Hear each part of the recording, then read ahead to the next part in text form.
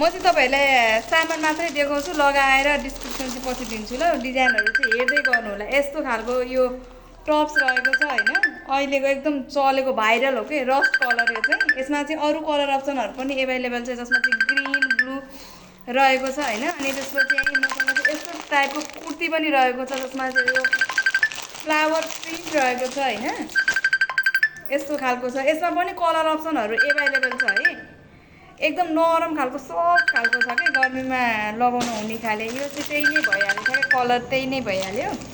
अनि त्यसपछि कसैलाई चाहिँ यो पार्टीवाला स्लिपलेस लाउन मन लाग्छ भनेदेखि यो स्लिपलेसवाला पनि छ है मसँग चाहिँ। म चाहिँ पछि लगाएर भिडियो पनि बनाउने छु।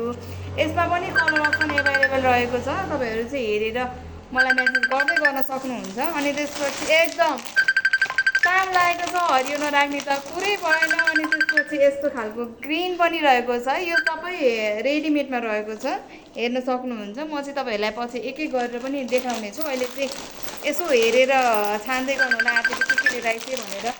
अनि यो कलर पनि रहेको छ होइन, कसैलाई चाहिँ हल्का फिक्का खालको ग्रिन लाउन मन छ भनेदेखि यो पनि एकदम सफ्ट खालको कपडामा रहेको छ होइन। मिडियम लार्ज जुनसुकै साइजमा पनि हजुरहरूले पाउन सक्नुहुन्छ। यदि मनपर्छ भनेदेखि मलाई चाहिँ हेरेर अनि त्यसपछि म्यासेज गर्न सक्नुहुन्छ। अनि त्यसपछि अर्को एउटा पनि रहेको छ, जुन चाहिँ अलिकति बुटिक स्टाइलको छ है। म चाहिँ अलिकति हेभी लाउँछु, अब अलिक टाइमपछि फेरि दसैँ प्रोग्रामहरू पनि हुनसक्छ भनेर। अनि त्यसपछि कसैलाई अलिकति हेभी लाउन मन छ भनेदेखि यो पुरै मोतीले कडाइ गरिएको छ होइन, कस्तो राम्रो छ कि।